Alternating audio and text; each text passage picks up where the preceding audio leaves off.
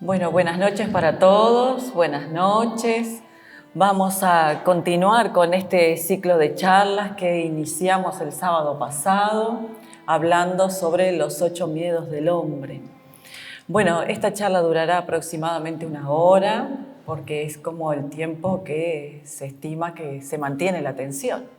Espero que la pasen lindo, que puedan llevarse algo de nuestro encuentro y bueno, vamos a continuar viendo estos 8 miedos que ya vimos 4 la vez pasada y ahora vamos a continuar viendo estos otros.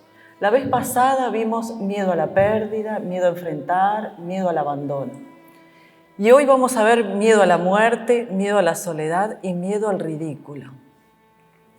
El sábado que viene no vamos a tener porque justo hay actividades acá, pero el otro sábado sí, y vamos a terminar de ver el miedo a no ser normal y el miedo a la quietud.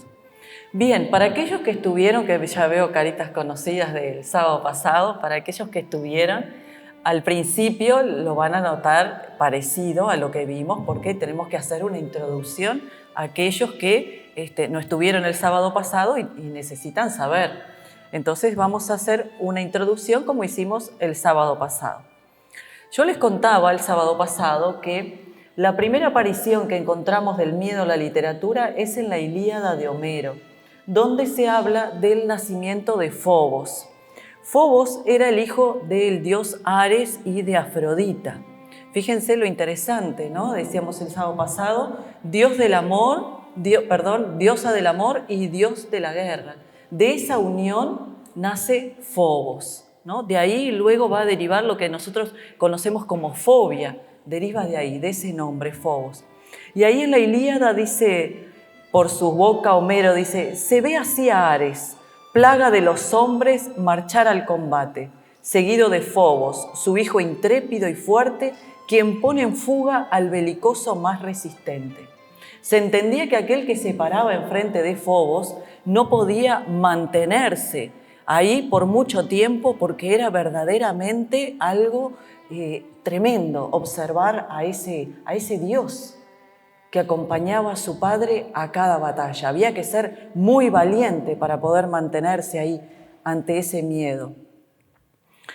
Y veíamos que el miedo es una emoción primitiva provocada por la percepción de un peligro real o imaginario que interrumpe el proceso de racionalización.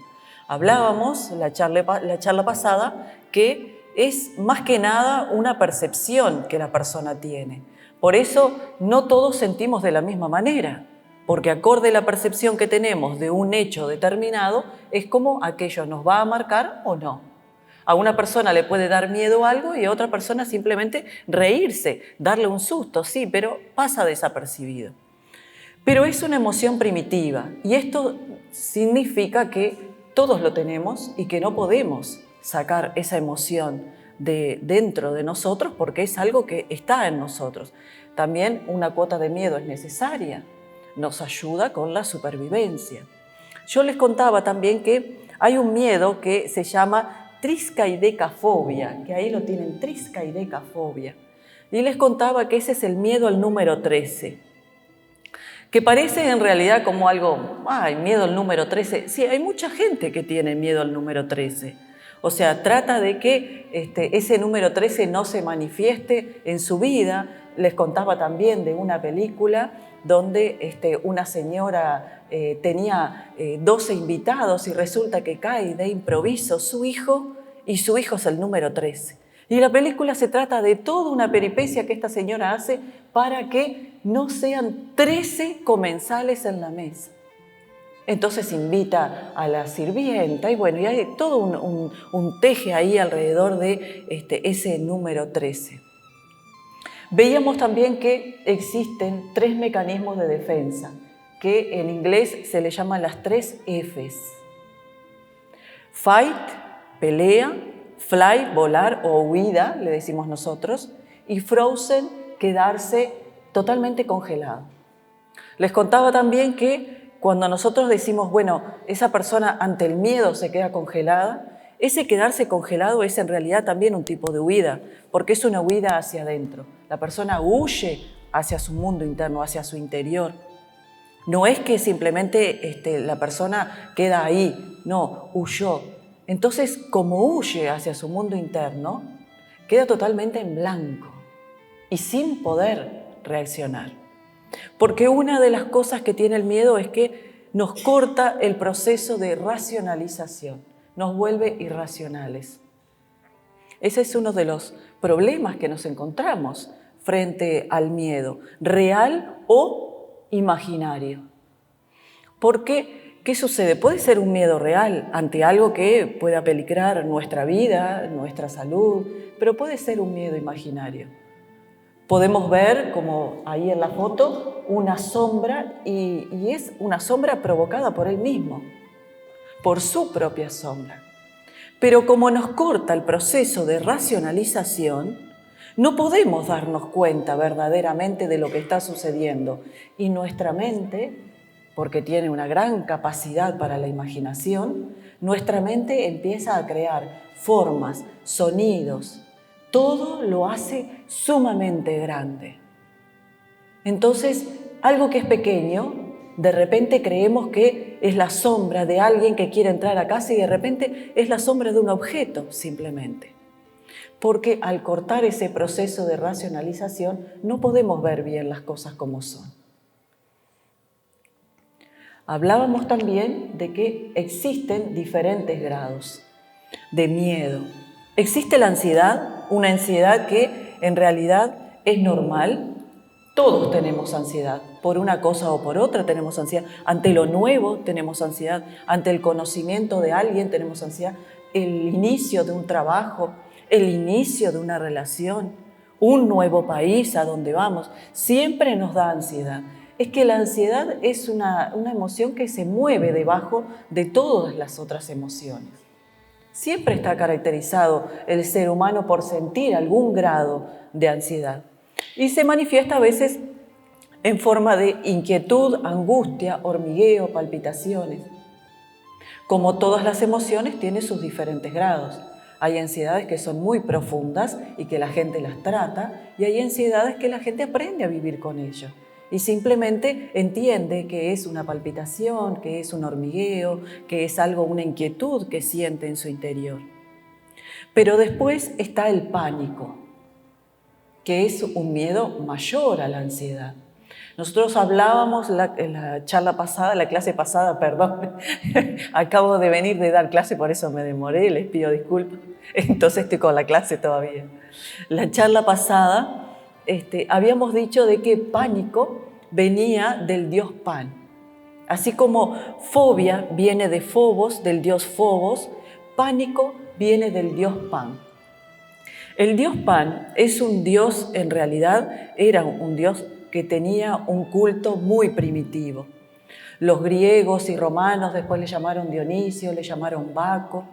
Y ese dios, en realidad, muy malentendido por toda la cultura occidental, ese dios era un dios que elevaba el ímpetu, el éxtasis, los deseos de los muchachos y de las muchachas en primavera, y sus ritos eran ritos que marcaban las festividades de la cosecha, de la vid. Por eso él era el dios de las grandes fiestas, las fiestas donde estaban las muchachas y los muchachos se entregaban al amor. Y resulta que había juegos también donde se coronaba el rey y la reina de esa noche.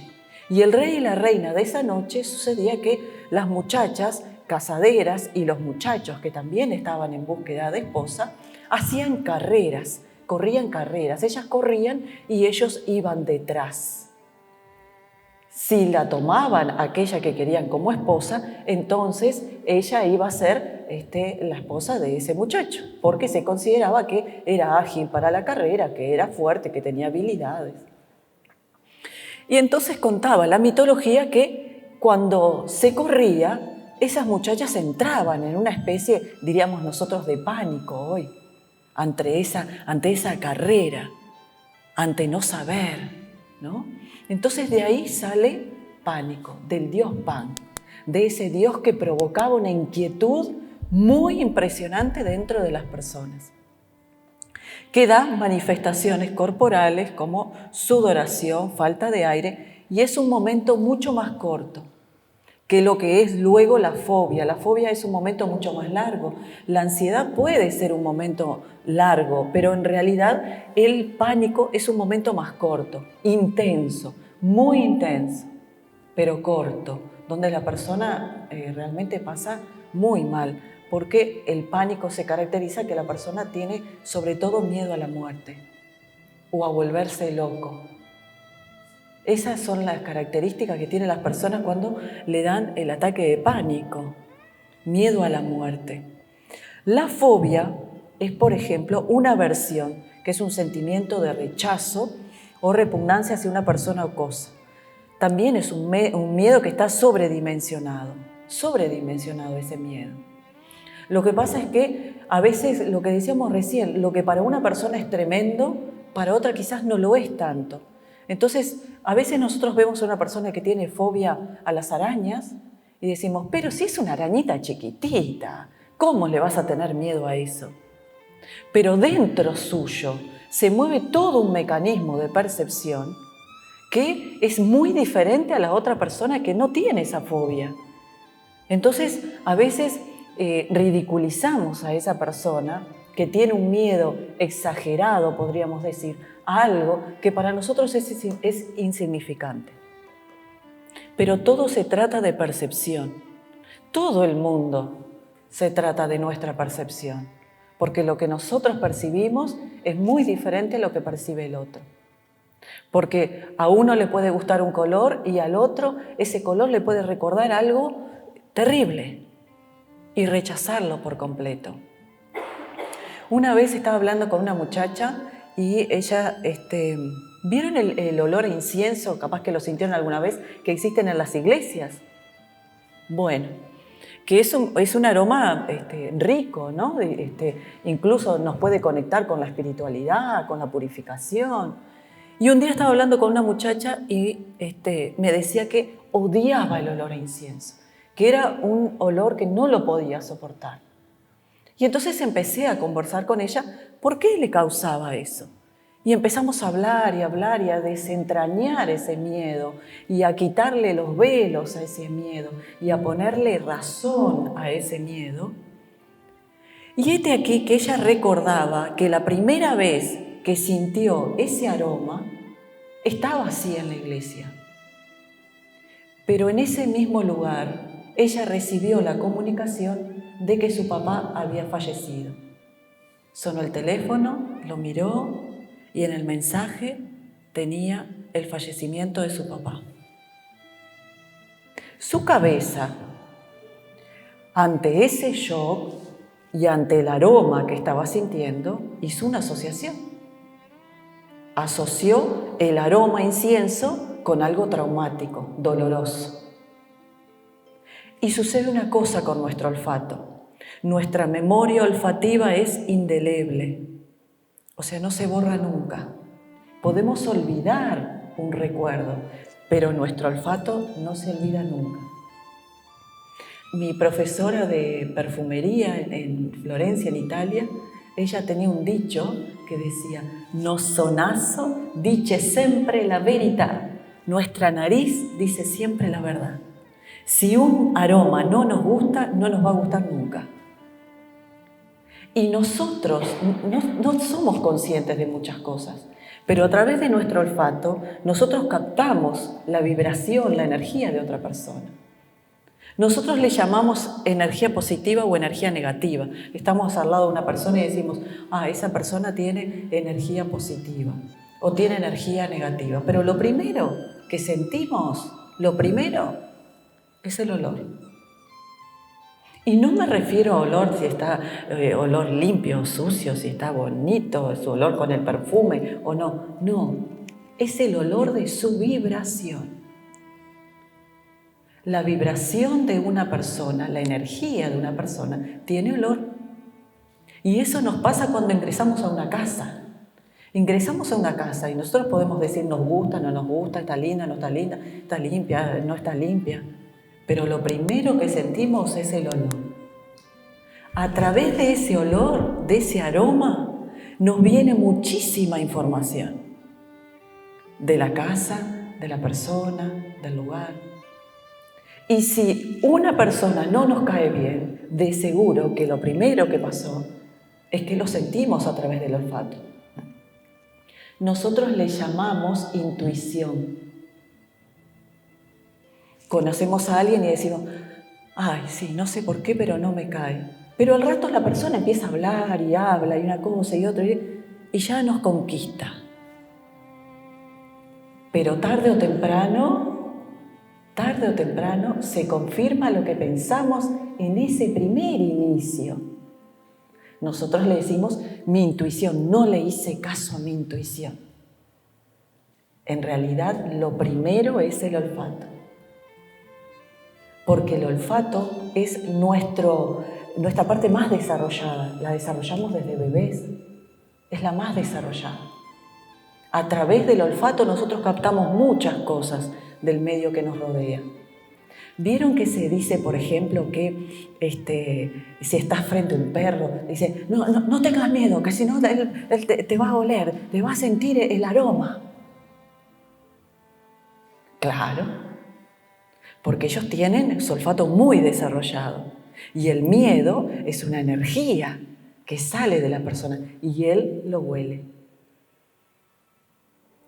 Entonces, cuando nosotros nos enfrentamos a algo, cualquier cosa, si es algo que peligra o no peligra, nuestro olfato es el primero que nos va a decir. Es el primero. El problema es que no estamos acostumbrados a entender que nuestra nariz dice siempre la verdad. No estamos acostumbrados. Entonces, ¿qué hacemos? Nos guiamos por los ojos. Y los ojos sabemos muy bien que engañan. Entonces, ante cualquier cosa que nos provoque una incomodidad o una persona o cualquier situación a enfrentar, lo primero es ¿qué huelo? ¿Qué es lo que está verdaderamente pasando? ¿Qué es lo que huelo? Hay pruebas muy interesantes. Si uno está mal, porque está triste por cualquier motivo, y se huele la piel, hablando sin perfume, sin crema, sin nada, y uno se huele la piel, se va a notar un aroma muy diferente a que si se huele la piel cuando está contento. Cuando está contento, cuando está feliz, huele diferente. Como les decía, nosotros le llamamos vibración, le decimos vibración y le llamamos intuición. Mi intuición me dijo,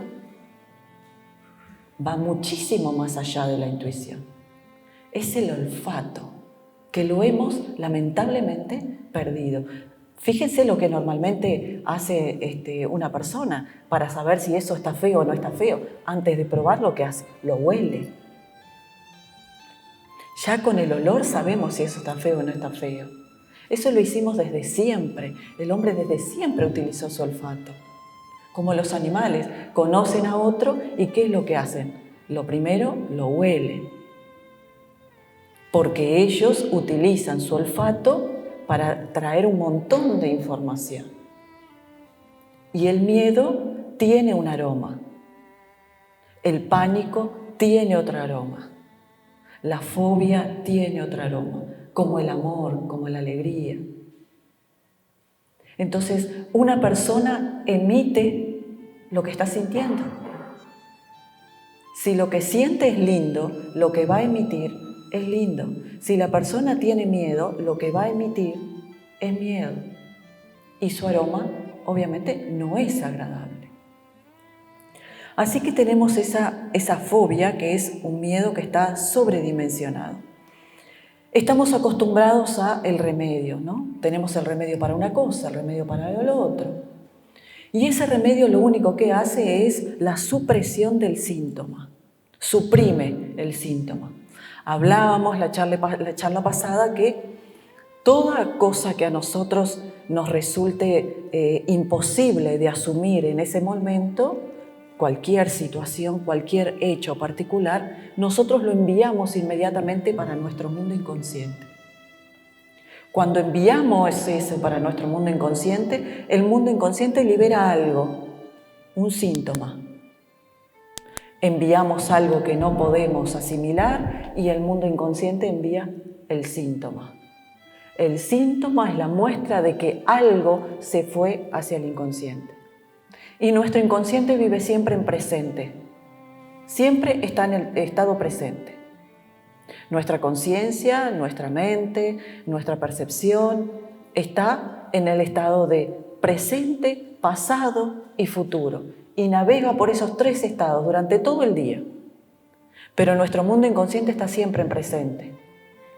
Por eso vivimos un trauma, algo complejo, cuando éramos niños y lo revivimos de la misma manera como si nos hubiera pasado ahora, porque él vive en estado presente. Bien, hablábamos también que dicen los filósofos que aquel que puede suscitar miedo en una persona se apropia hasta cierto punto de la voluntad de la víctima.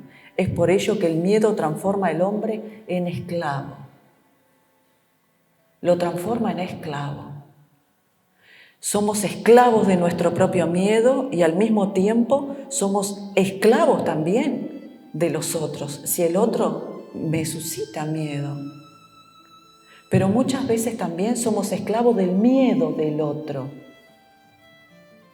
Si una madre, por ejemplo, muy temerosa, le va a inculcar ese miedo a sus hijos. Una madre muy temerosa, por ejemplo, de que no salga a la calle, de que le puede suceder una cosa o le puede suceder otra, se lo transmite al hijo.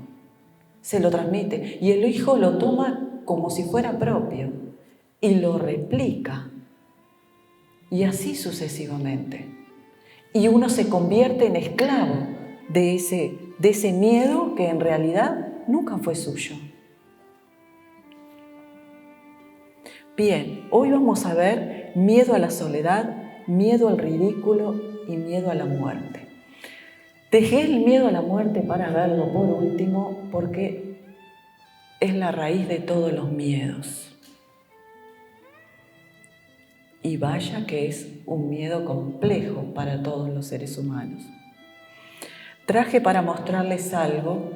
Yo en las clases de alquimia doy algo que se llama el libro tibetano de los muertos, porque se considera que el alquimista debe hacer la paz con la tumba. Entonces tiene que saber sobre todos los procesos de la muerte.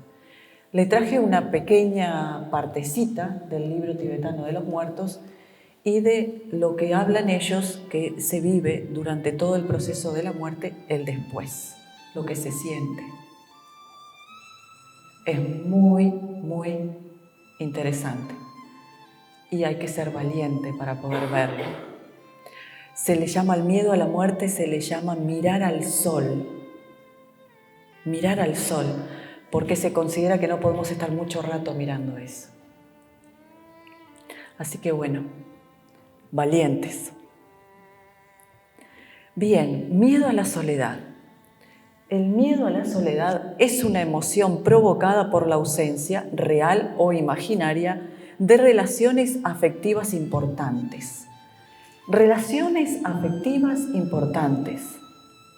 Porque podemos sentirnos solos en el medio de 100 personas. Entonces, no es estar con mucha gente, no significa estar con mucha gente, ni siquiera significa estar acompañado todo el día. Es la ausencia de relaciones afectivas que sean importantes para la persona. Por eso una persona puede estar casada años, puede estar acompañada por sus hijos durante muchos años y sentirse sola. Porque en realidad son esas relaciones, pero que tiene que ser con un afecto que verdaderamente sea importante para aquel que lo está recibiendo. Que tenga una sustancia, que sea nutritivo, que haya conversación de ida y vuelta, que verdaderamente se sienta acompañado. Porque ¿cuántas parejas Están juntos, haciéndose compañía, pero en realidad están separados.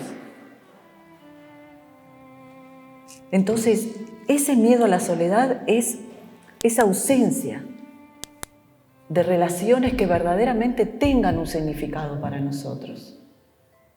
Por eso es lo que decíamos, no importa si estoy solo o estoy con 100 personas alrededor. Es lo que percibo de esas 100 personas que tengo alrededor. Si esas 100 personas que tengo alrededor son amigos, son parientes, son afectos, que verdaderamente los siento y hay una comunicación y hay un vínculo, entonces ahí no estará esa soledad. Pero si son amigos, son conocidos, son parientes y no existe un vínculo entre todos importante, más que el sanguíneo, esa soledad se siente. Entonces, está conectado este miedo con otros miedos, como por ejemplo el miedo al qué dirán. Y aquí aparece que cada vez se va diluyendo más, pero aparece, antes se usaba mucho la solterona o el solterón, ¿no? Era como, no puede estar soltera con la edad que tiene, o no puede estar soltero con la edad que tiene. El solterón y la solterona era ese miedo social al qué dirán, o como decían antes, se va a quedar para vestir santos, ¿no? Entonces, ¿qué sucedía con esa persona? Muchas veces era una pauta social que la hija mayor era la que tenía que quedarse cuidando a la madre. Era la que iba a cuidar a la madre. Si la madre le sucedía algo y se quedaba para cuidar a la mamá. Y lo mismo pasaba con el hombre. Muchas veces se quedaban para cuidar a los padres. Entonces surgía, ¿sí?, ese miedo al qué dirán, ¿no? Hoy, como les decía, hoy por hoy ya esos miedos a estar soltero, estar soltera, ya no es tanto así. Ya ahora hay mucha más libertad. También está el miedo al fracaso. De este miedo a la soledad nace también el miedo al fracaso. Dice el exceso de responsabilidad, autoexigencia o perfeccionismo. ¿Por qué? Porque muchas veces las personas toman esa soledad, agarran esa soledad, se agarran de esa soledad porque son sumamente exigentes consigo mismo y con los demás.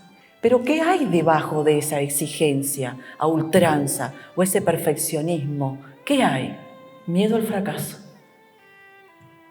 Hay un miedo a fracasar, a volver a intentarlo otra vez y fracasar, y volver a recuperarse de eso.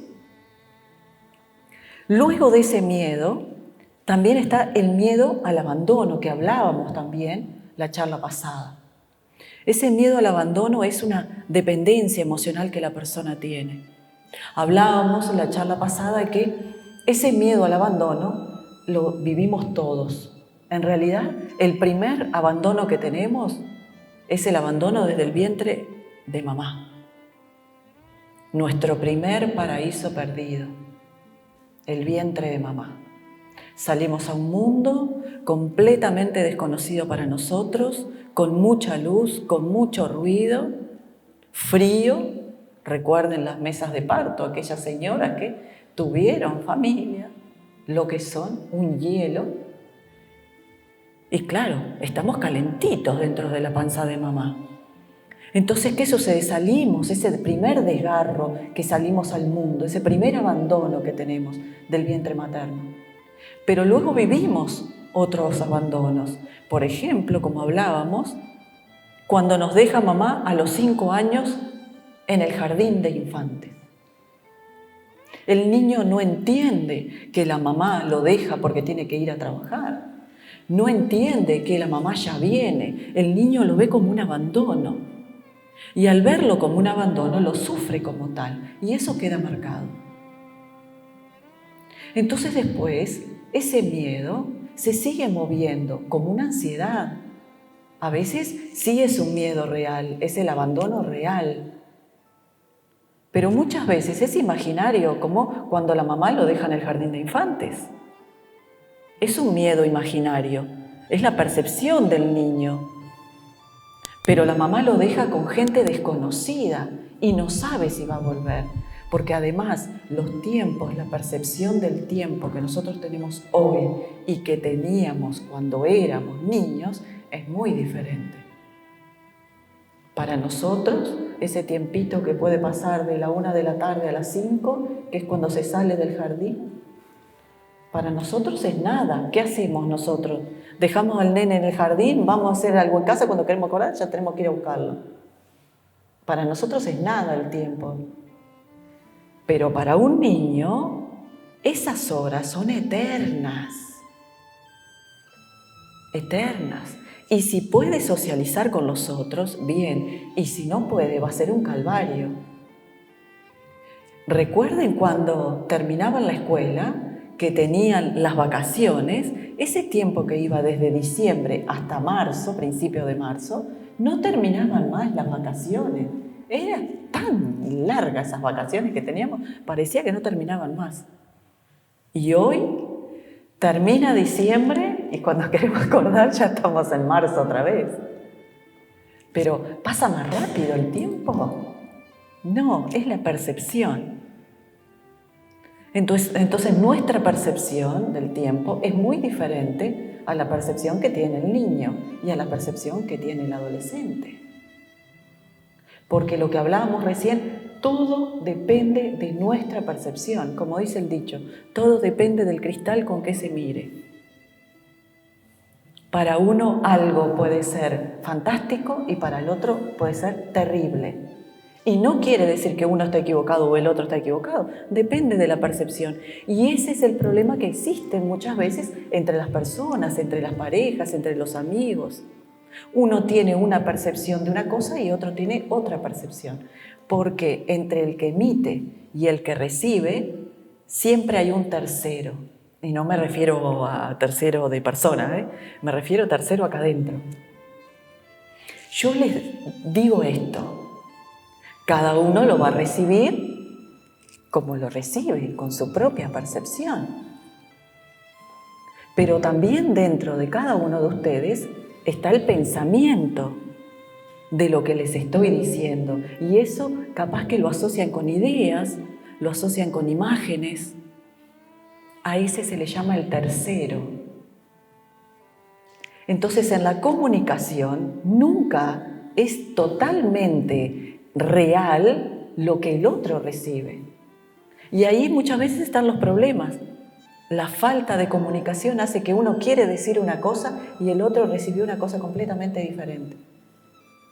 Ahí está muchas veces el problema que tenemos en la comunicación con los demás. Es muy difícil que una persona realmente reciba el mensaje tal cual nosotros se lo estamos transmitiendo. Es más, muchas veces nos damos cuenta y decimos, ¿pero me entendiste? ¿De verdad me entendiste? Y en las peleas, ni que hablar, ¿no? Uno dice una cosa, el otro dice otra, el otro dice otra, y cuando queremos acordar, la comunicación no tiene nada que ver lo que dice uno, lo que percibe el otro, porque siempre está ese tercero que está distorsionando, los ruidos que distorsionan el mensaje. Bien. Miren este escenario. Nietzsche. La valía de un hombre, dice Nietzsche, se mide por la cuantía de soledad que le es posible soportar. Porque también hay que ser valiente para poder estar solo y sentirse bien. Por lo menos tener un par de cosas resueltas adentro. Porque cuando estamos solos, creemos que estamos solos, pero nunca estamos solos, porque en realidad estamos con nosotros mismos. Y estamos con nuestra historia de vida, y con nuestros recuerdos, y con nuestros pensamientos y nuestras emociones. Entonces, estamos vivenciando una y otra vez todas nuestras cosas. Pero él habla de que una persona tiene valor, el valor de una persona se mide por qué cantidad de soledad puede soportar. sin caer en la locura, sin caer en el miedo a la soledad, sin caer en la angustia. Somos seres sociales y en esa necesidad de comunicarnos con el otro está también el conocimiento de nosotros mismos, porque cuando nosotros nos quedamos solos con nosotros mismos, tenemos más de nosotros mismos, pero es con el otro que crezco, es el otro el que me permite crecer, a través de observarme en el otro y que el otro me transmite lo que ve, es como crecemos. Por eso, un poco de soledad está bueno. Mucha soledad, hay que tener muchas cosas resueltas desde adentro para poder soportar, nos dice Nietzsche. Este gran maestro Goethe dice: el talento se nutre en la soledad, el carácter se forma en las oleadas tormentosas del mundo. El talento se nutre en la soledad. Miren qué interesante esa palabra, soledad. Sol-edad, la edad del sol, la edad del conocimiento, el momento para poder estar con uno mismo. Él dice que es en esa soledad donde se nutre el talento. ¿Por qué? Porque el talento sale solo si la persona está concentrada en sí misma. Cuando la persona está consigo misma, ahí puede verdaderamente observarse y tratar de encontrar cuál es su talento. Y mucha gente, para lo que es buena, ese talento innato que tiene, lo deja como hobby. La mayoría de las personas, cuando tienen un talento, lo ponen como hobby. ¿Es bueno para trabajar la madera? Bueno, cuando vuelva del trabajo, entonces en un ratito me pongo a trabajar la madera porque me encanta, porque eso le sale precioso, le sale bárbaro y le encanta. Entonces tiene ese hobby, trabaja la madera, hace cosas preciosas, pero no las vende porque en realidad, ¿a qué voy a vender esto si esto es un hobby para mí? Cuando en realidad es ese talento, es ese hobby el que tiene que llevar al mundo, el que tiene que darle de comer, el que tiene que hacerlo prosperar. Y todos tenemos un talento, todos, absolutamente todos.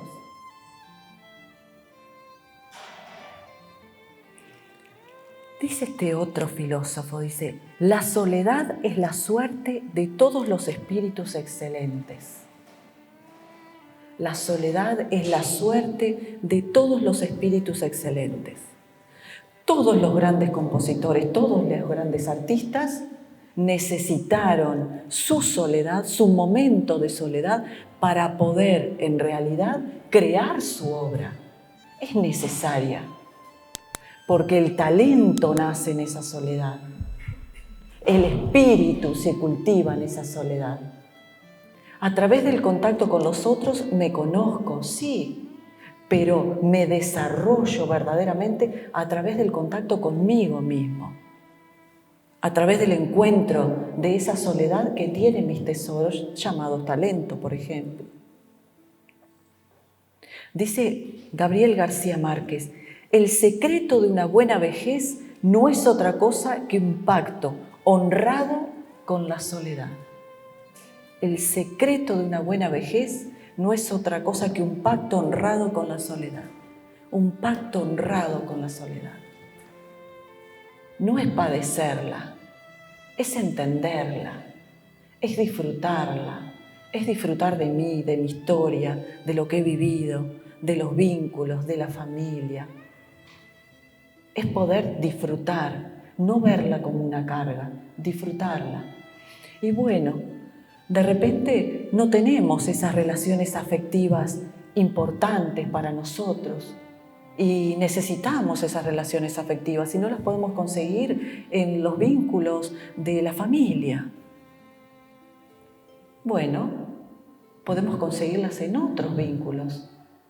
Por ejemplo, en vínculos de compañeros de gimnasia, en compañeros de lectura, en compañeros de pintura, en momentos que a nosotros nos gusta disfrutar eso y nos reunimos con otras personas que también les gustan disfrutar eso.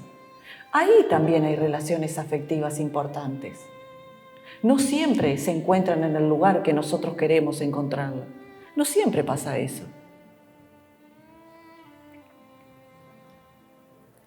Bien, tenemos entonces ahora miedo al ridículo. Este es un miedo, hablábamos en la charla pasada, que este miedo al ridículo y el miedo a no ser normal, que lo vamos a ver después en la próxima, son miedos modernos en realidad. En la antigüedad no se usaba esto, era algo que no se tenía en cuenta, el miedo al ridículo y el miedo a no ser normal. No en la antigüedad, no me refiero en el siglo XIX, me refiero mucho antes. En épocas griegas, en épocas romanas, no se tenía en cuenta eso. ¿Por qué? Porque la gente vivía las cosas de una manera muy diferente ahora. Por eso a veces es muy difícil tratar de entender a los antiguos, porque ellos tenían una concepción del mundo y del hombre y de la sociedad muy diferente a la que tenemos nosotros. Por ejemplo, había un personaje que estaba en la corte que era el bufón de la corte o el bufón del rey, ese loco, ¿no? A él se le permitía bailar, danzar, saltar y decir cualquier disparate. Es más, iba hacia la reina, iba hacia las doncellas de la reina, se metía debajo de sus faldas, hacía cualquier cosa y le era permitido eso. Muchas veces eran personas que tenían alguna deformidad y les era permitido eso. ¿Por qué? Porque como consideraban que era alguien que había perdido la cordura, todo lo que decía en realidad no era tenido en cuenta. Pero por considerarlo loco, andaba por toda la corte y se sabía los secretos de todos. Entonces, ¿qué hacía? Sabían los secretos, los amoríos, las traiciones.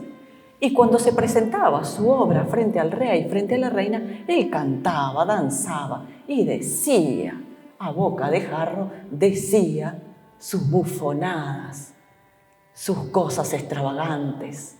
Y hablaba de aquel que tenía amoríos con aquella otra y de las traiciones que existían. Y la gente se reía, porque pensaba que era todo en broma, porque está loco. Era permitido. Es más, mucha gente en las cortes consideraban que era de buena suerte tener un bufón real que trayera la música, la danza, porque era alguien que se permitía hacer cosas que los otros no. Pero hoy, en nuestra época moderna, el miedo al ridículo es tremendo. Tremendo, que tenemos algunos personajes que siguen marcando ese ridículo, entre comillas, aceptado, que es como el bufón moderno.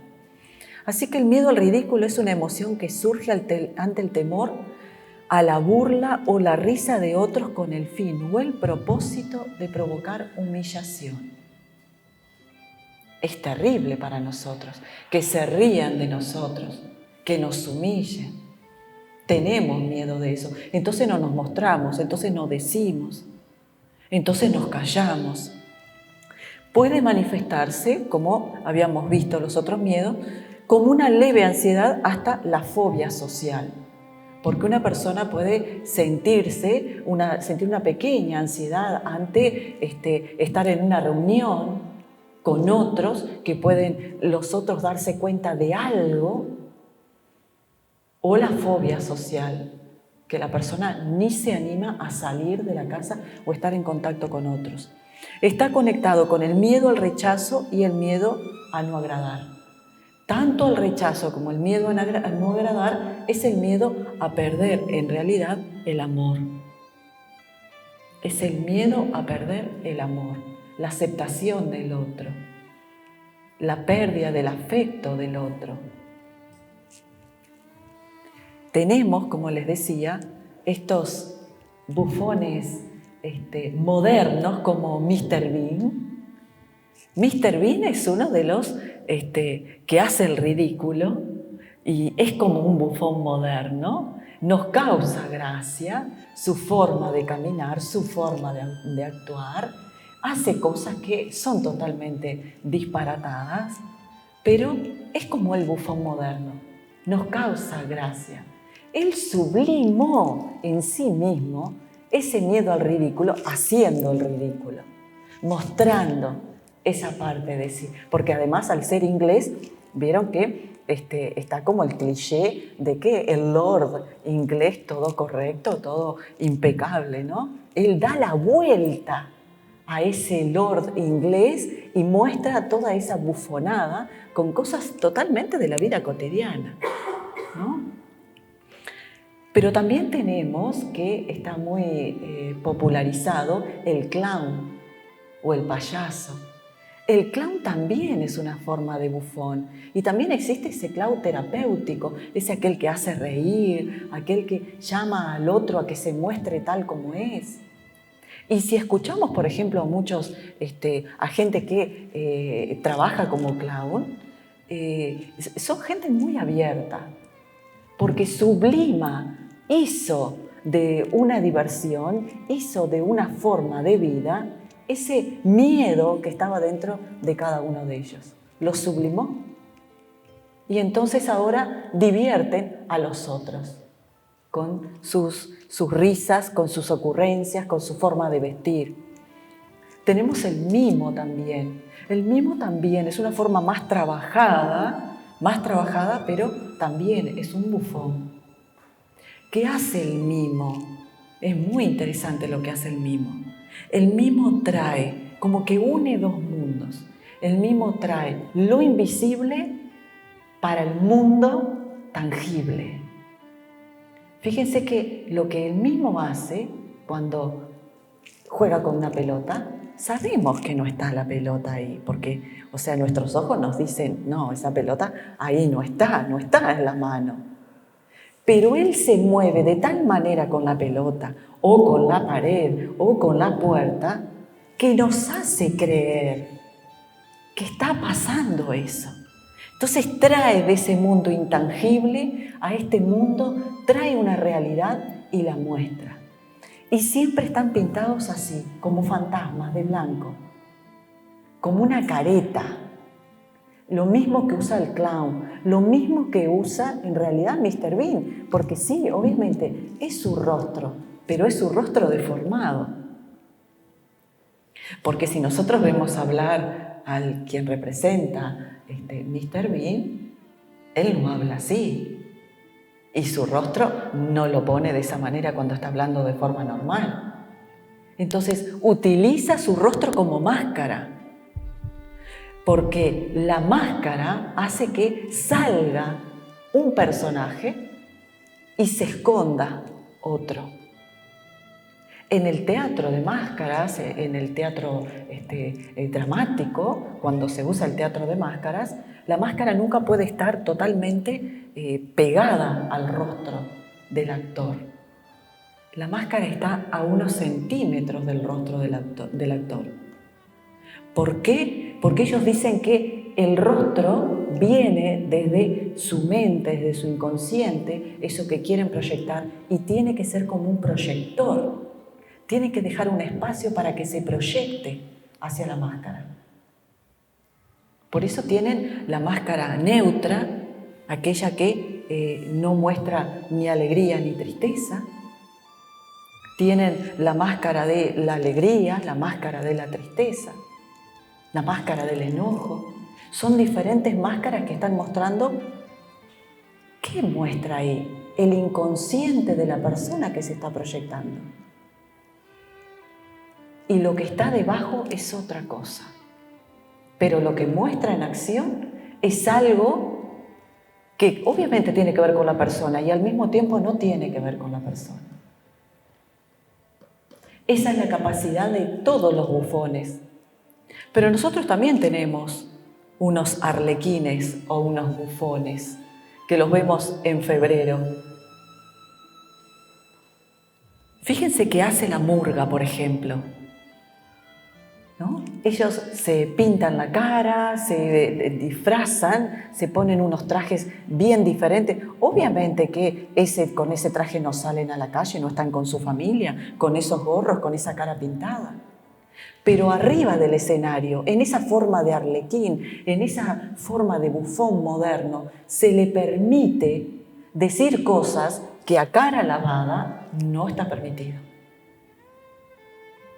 Pero ¿qué sucede? En el escenario, como una bufonada, se permite, socialmente está aceptado. Así como el bufón del rey podía decir sus verdades en la corte y estaba permitido. Nosotros mantenemos en ese carnaval, mantenemos en la murga todo ese movimiento que se hacía en la antigüedad. Ahí se permite el ridículo. Es más, es aceptado socialmente. Pero fíjense, ¿qué hace la murga? Lo mismo que hacía el bufón del rey antes. Hace reír, hace llorar, cuenta verdades en forma de protesta y de burla, y que quien escucha lo deja pensando, si sí o si no, pero lo deja pensando. Y eso hacía el bufón del rey. Eso hace el clown, eso hace el mimo. Entonces, ese ridículo, para decirlo de alguna manera, que vive en cada uno de nosotros, está mostrando una parte nuestra lúdica, muy conectada a lo infantil, que el adulto no le permite salir. No le permite. Pero si jugamos con nuestros hijos pequeños o con nuestros nietos o con nuestros animales, con el animal sí nos permitimos hacer el ridículo. Y es esa conexión que hacemos con nuestro animal, que le hablamos de forma ridícula, nos permitimos hacer el ridículo. Y es como que él nos permite, nos habilita el ridículo y él hace el ridículo también con nosotros. En ese contexto nos liberamos. Los animales domésticos tienen esa suerte de hacer sacar de dentro de nosotros ese payaso, ese clown, aunque sea por un ratito mientras estamos con ellos. Acá tenemos a Goethe otra vez y dice, eres, al fin y al cabo, lo que eres.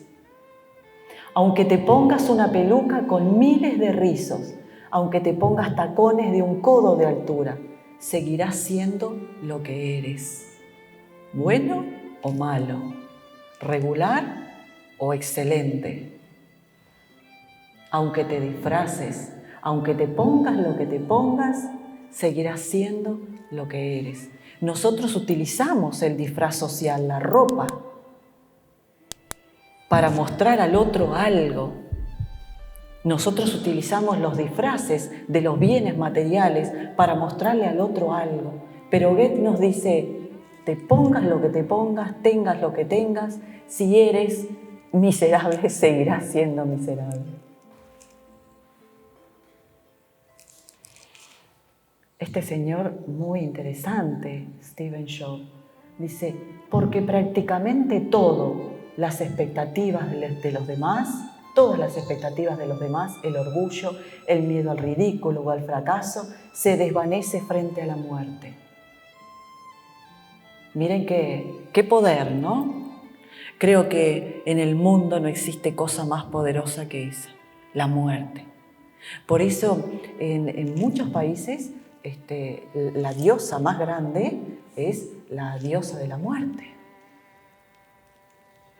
Porque es la que tiene poder sobre todos y tiene incluso la inmortalidad, la capacidad de quitarle la inmortalidad a los dioses, ¿no? Dice, se desvanece frente a la muerte, dejando solo lo que es verdaderamente importante. Recordar que vas a morir es la mejor forma que conozco de evitar la trampa de pensar que tienes algo que perder. Ya estás desnudo, no hay razón para no seguir tu corazón.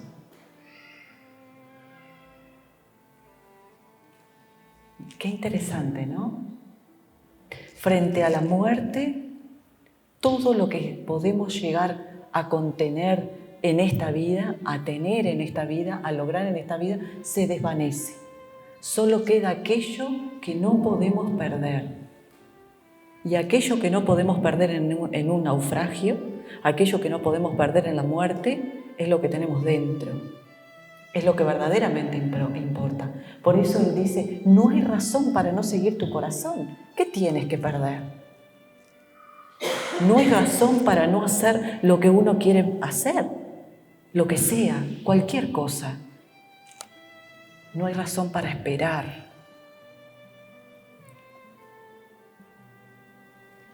Oscar Wilde, este escritor tan controversial, dice, siempre hay algo de ridículo en las emociones de las personas que se han dejado querer. Se han dejado querer. Siempre hay algo ridículo en las que se han dejado querer y en las que se han dejado de querer. Porque cuando nosotros queremos a alguien, lo vemos maravilloso, lleno de virtudes.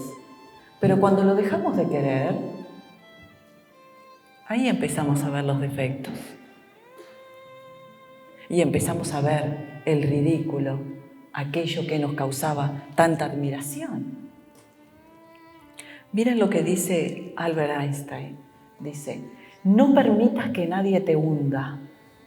Si a los demás les parece ridículo y tú decides asumir el riesgo, ya has conseguido algo imposible, ya que cuando miras más allá que los demás, sin tener miedo a nada, has superado el mayor obstáculo de todos.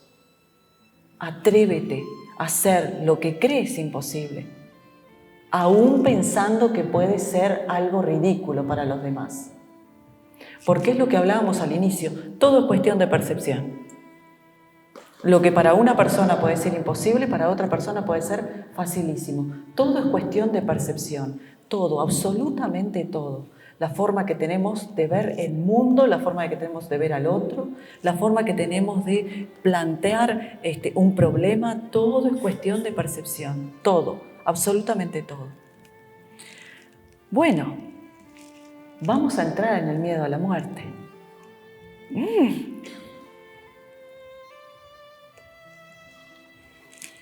Bien, el miedo a la muerte es un miedo real o imaginario a la desaparición y disolución física. Imaginario no es porque no sea real, sino imaginario porque la persona puede tener miedo en, por ejemplo, una enfermedad que dice, esta enfermedad, voy a morir de esto, y eso es totalmente imaginario. Hay personas que tienen tanto miedo a eso que el médico les está diciendo, no señora, mire, esto no es de muerte, pero la persona está totalmente convencida de que sí lo es. Se puede manifestar como, por ejemplo, boca seca, insomnio, ataques de ansiedad, palpitaciones y temblores. Hay muchas formas en cómo se manifiestan. Está conectado con otros miedos como miedo a lo desconocido, miedo al sufrimiento, porque siempre decimos lo mismo, ¿no? A mí no me importa morirme, pero no quiero sufrir. Siempre decimos lo mismo, ¿no? Ojalá que me muera estando durmiendo, así no sufro. ¿No? Es el miedo a lo desconocido, miedo al sufrimiento, miedo a la soledad, miedo a ser olvidado y miedo a perder el control. Miedo a ser olvidado, ese sí era uno de los miedos muy antiguos que se manifestaban. Por eso se dice que nuestros antepasados construyeron tantas cosas e hicieron tantas estatuas de ellos mismos. Era el miedo a ser olvidado, que incluso contaba Homero que hasta los dioses tenían miedo de ser olvidado. Porque se dice que el hombre alaba a dioses en la tierra y se manifiestan las fuerzas de los dioses en el cielo. El día que el hombre deje de hacer el culto a esos dioses, se desvanece la fuerza de los dioses en el cielo. Por eso siempre se habla de que Poseidón, Ares, Afrodita no tienen la fuerza que tenían antiguamente. Porque el hombre hoy ya no hace su culto, ya no le rinde culto a esos dioses. Miren lo que dice William Shakespeare, dice, los cobardes mueren muchas veces antes de su verdadera muerte. Los valientes gustan de la muerte una única vez. Porque cuando uno tiene miedo, siempre sale eso. ¿Y si me pasa algo? Porque todos los miedos, la raíz de todos los miedos es el miedo a la muerte. Es la raíz de todos los miedos. Entonces, estemos enfrentando cualquier tipo de cosa, ahí surge ese miedo a la muerte. Entonces, el cobarde muere muchas veces. El valiente muere una sola vez. Y no es porque no tenga miedo, porque ser valiente no es ser un kamikaze, no es que no tener miedo. Ser valiente es hacer igual con miedo. Por lo menos, si me equivoqué, algo aprendí de esa experiencia. Francis Bacon, o Sir Francis Bacon, que fue un gran filósofo y alquimista, decía, los hombres temen a la muerte como los niños temen a la oscuridad. Y de la misma manera que este miedo natural de los niños es aumentado por las historias que se les cuentan, lo mismo ocurre con lo otro. Escuchamos las historias de terror y entonces padecemos de algo que quizás no es tan así.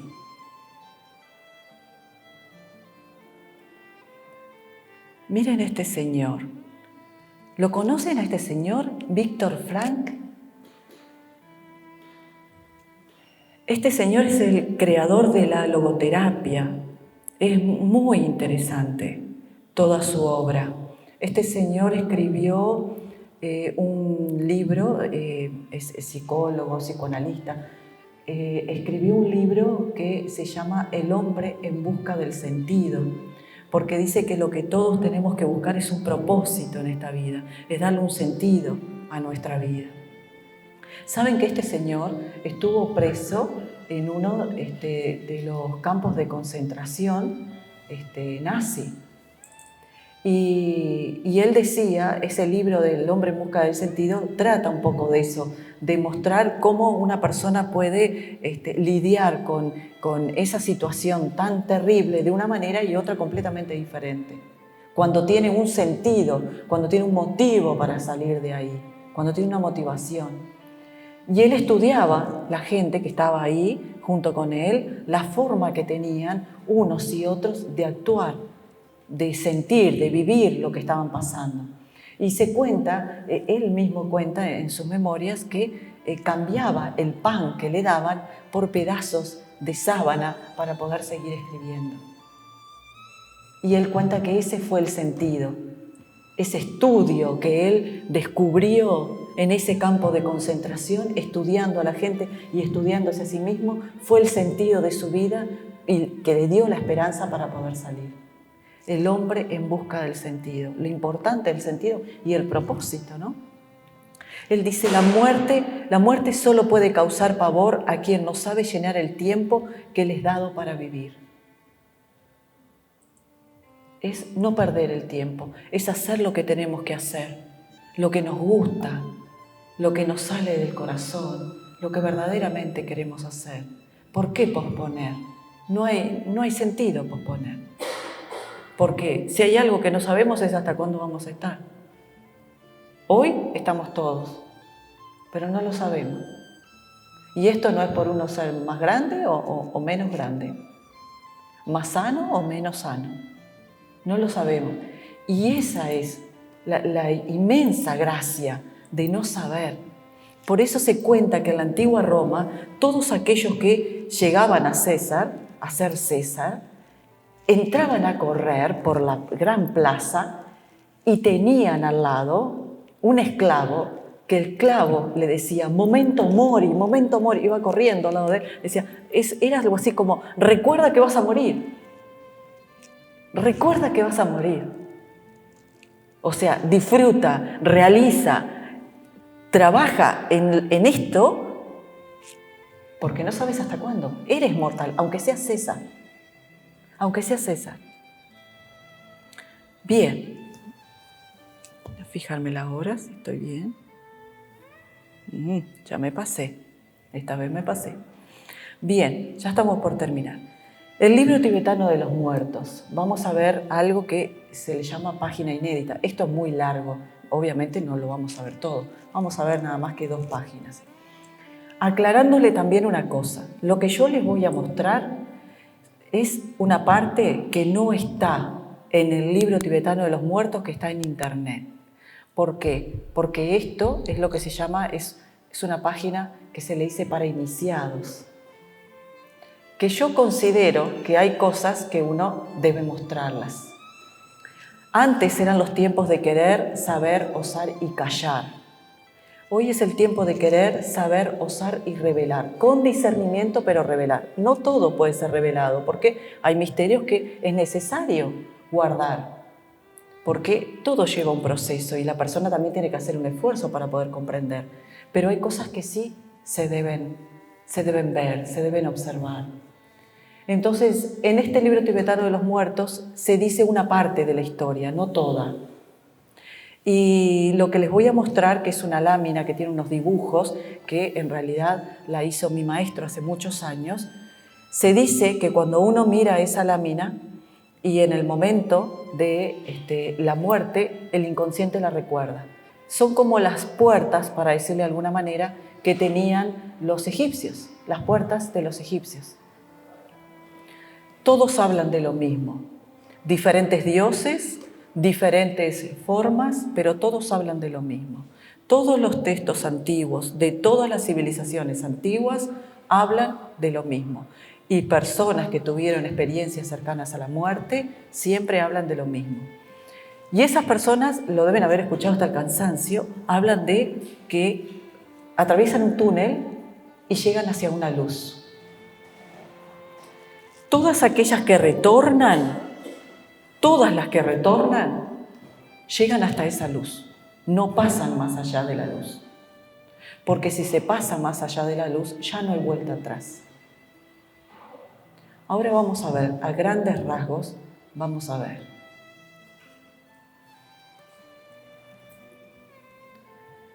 Dice así una parte de este libro tibetano de los muertos. Porque el libro tibetano de los muertos para los tibetanos es una preparación para la muerte, sí, pero es una preparación en vida, para la vida, porque es un camino de iluminación. Se dice que cuando uno muere estando vivo, o sea, entiende el proceso de la muerte, en el momento de morir no muere. Es como la gran iniciación. Por eso las grandes hermandades, la masonería, los rosacruces, gnósticos, todos hacen un proceso de muerte iniciática, porque la muerte es un pasaje de un estado a otro. Dice así, el maestro le dice al discípulo: oh amigo, el tiempo camina hacia ti para buscarte nuevos planos de la realidad. Nuevos planos de la realidad. Porque se habla de que la muerte es un plano que convive con nosotros. Por eso cientos de seres vivos han tenido experiencias con otros que no están vivos. O ven luces, o ven sombras, o siente que les hablan. Otro plano de esta realidad. Dice, tu ego y tu nombre están en el juego de acabar. Tu ego y tu nombre, no tú. Lo que verdaderamente sos tú no muere. Tu ego y tu nombre, o sea, tu personalidad, tu parte de carne. Dice, estás poniéndote enfrente de la luz clara. Tú estás experimentando en esta realidad. En el estado de libertad del ego, donde todas las cosas son como un cielo vacío sin nubes y el intelecto desnudo y limpio es como un transparente vacío. En este momento, conoce por ti mismo y habita en este estado. Lo que es llamado muerte del ego está viniendo hacia ti. Muerte del ego. Si nosotros leemos los textos sagrados de cualquier religión, de cualquier filosofía, de cualquier hermandad, siempre hablan de lo mismo. El ego no eres tú. Tú eres otra cosa. El ego es en realidad tu personalidad que tú creaste para diferenciarte de los otros, poder conocer a los otros y poder conocerte. Pero cuando nosotros nacemos, nacemos sin esa personalidad. No nacemos con un nombre ya establecido. Nuestros padres nos ponen ese nombre, pero no es un nombre ya establecido. Nacemos sin nacionalidad, nacemos sin idioma, nacemos sin nombre. Todo se va creando. Eso que se va creando, lo que nosotros le llamamos personalidad y le llamamos yo, se le llama ego. Es algo que es construido, es como una construcción social, es construido, pero nosotros no somos eso, somos mucho más que eso. Pero nos aferramos a eso como nos aferramos a nuestra ropa. Entonces, los tibetanos y los grandes maestros te dirían, sí, es como si fuera tu ropa. Es como si tú creyeras que tu ropa sos tú, pero de noche, cuando vas a acostarte a dormir, tú dejás la ropa. Y sabés que es ropa. Y podés ponerte otra ropa sin ningún tipo de problema.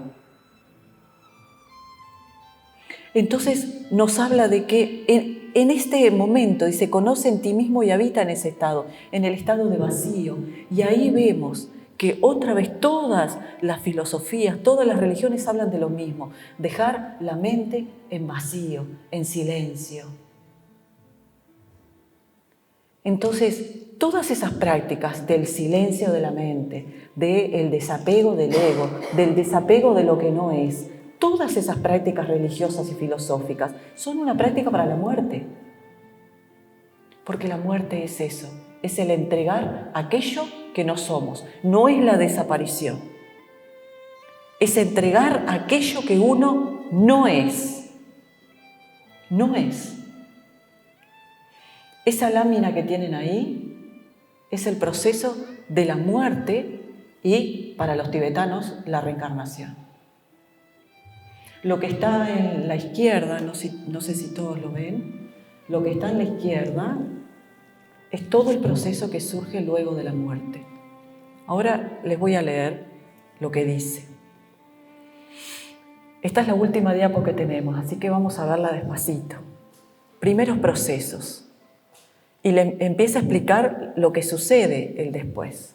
Todo lo que usted quería saber sobre la muerte y no se atrevía a preguntar, aquí lo tendrá.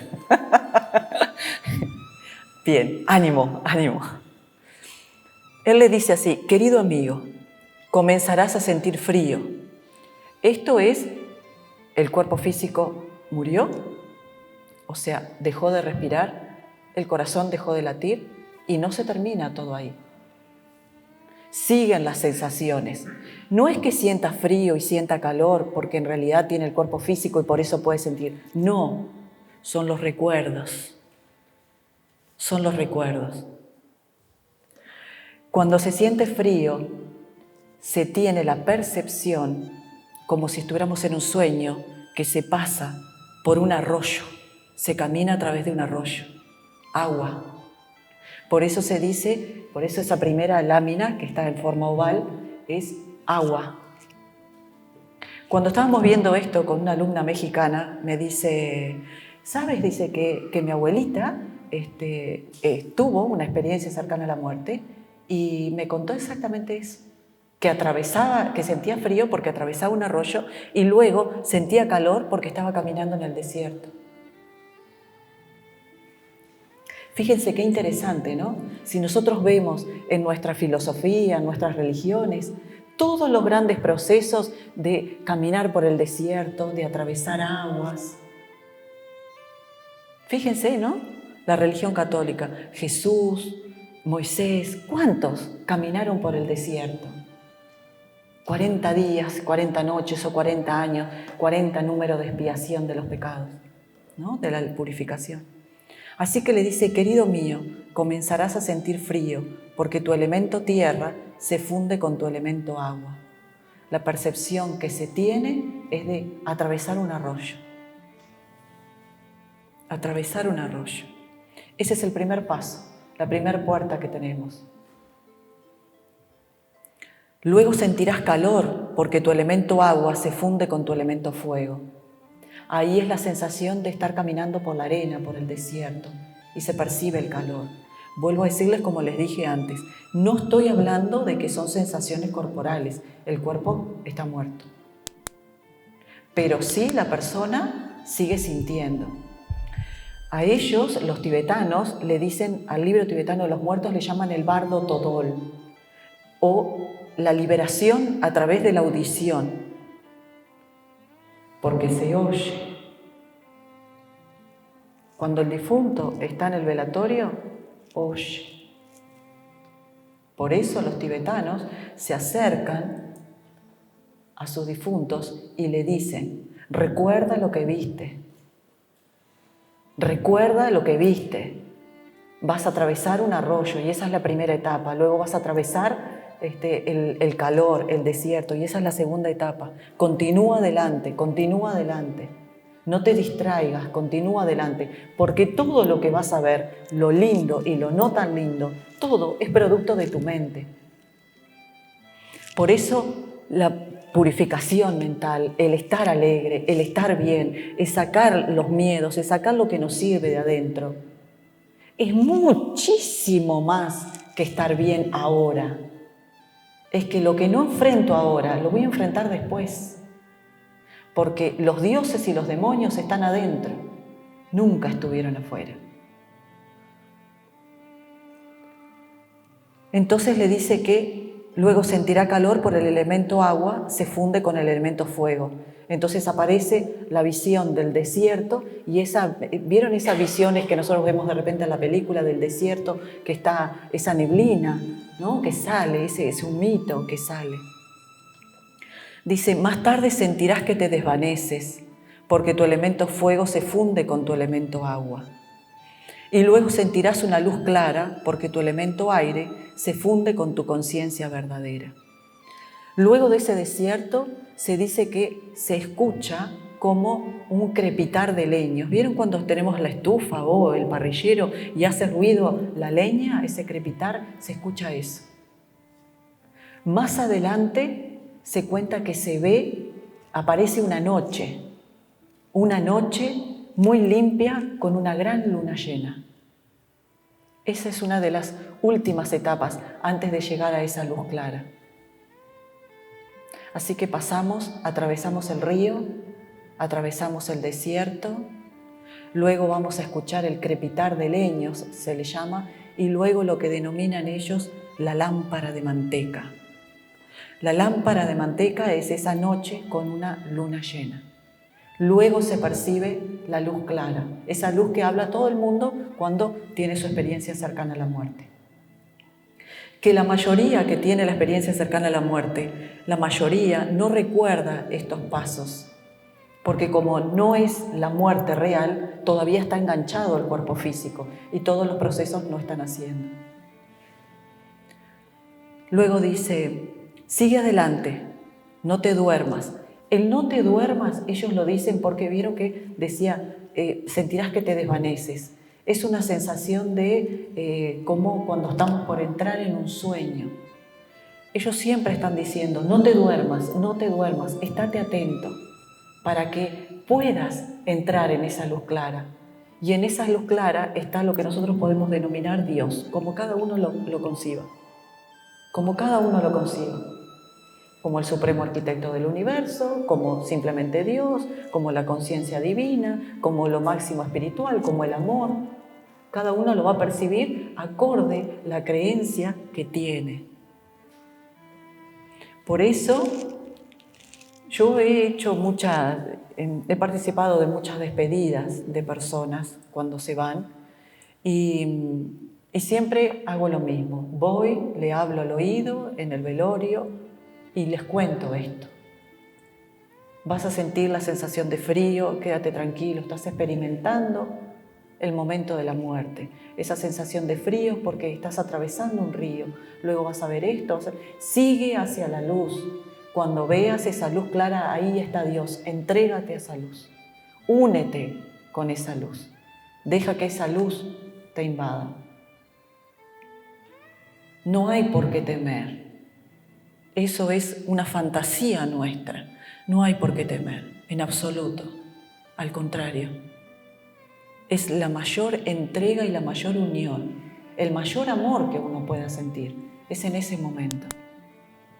Lo que pasa es que estamos tan apegados a nuestro ego, estamos tan apegados a nuestra forma física, que creemos que eso es todo y que después no existe nada, pero somos mucho más grandes que lo que está contenido como materia, como carne y hueso. Somos mucho más grandes. Porque nuestra vida no empezó en el vientre de mamá, ni terminará luego de la desaparición física. En este mundo necesitamos este cuerpo de carne para poder existir, como necesitaríamos tener un cuerpo diferente para poder respirar en la luna. Tenemos trajes, sí, para poder respirar en la luna, pero en la luna tendríamos que tener un cuerpo diferente para poder vivir ahí. Y lo mismo en los otros planetas. En este planeta se necesita este tipo de cuerpo. Con este cuerpo, así nosotros podemos existir en este mundo. Pero todas las filosofías, todas las religiones hablan de que la muerte es otro plano de esta realidad. Otro plano. No es la disolución, no es aquello que desaparecemos y chao. No, es otro plano. Y para eso nos estamos preparando. Es que cuando venimos a este mundo, morimos como feto y nacemos como bebé. Es también una muerte la que vivimos. Porque quien nace no es un feto. El feto no está preparado para este mundo. En este mundo necesita tener un cuerpo que esté, por lo menos, que pueda respirar, que pueda tener sus funciones vitales. Si no, sabemos que no puede seguir existiendo. Morimos como feto y nacemos como bebé. Imagínense que el feto diga, no, no quiero salir, no quiero salir, no quiero salir, no quiero salir. Y así sucede con este proceso. Es otro proceso. Dentro de nuestra experiencia vital es otro proceso. Y eso es lo que sucede. Entonces dice, no te dejes engañar por las visiones de tu mente. Lo que verás es solo ilusión de tu mente. Mantente firme. Lo que vemos, los dioses o los demonios, nunca estuvieron fuera, siempre estuvieron dentro. Si algo afuera viene negativo hacia nosotros, es porque algo tiene para agarrarse. Por eso hay una hermosa frase que dice, reconcíliate con todas las cosas del cielo y de la tierra, porque si te reconcilias con todas las cosas del cielo y de la tierra, todo será tu amigo y nada podrá causarte ningún daño. Ese es el proceso de la muerte. El frío, el calor, el crepitar de leños, la lámpara de manteca o la luna estrellada y la gota blanca, que es en realidad la luz clara, donde nosotros podemos decir Dios.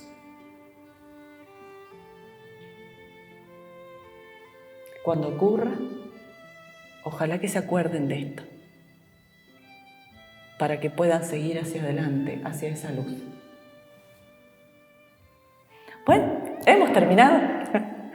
Muchas gracias a todos por acompañarnos.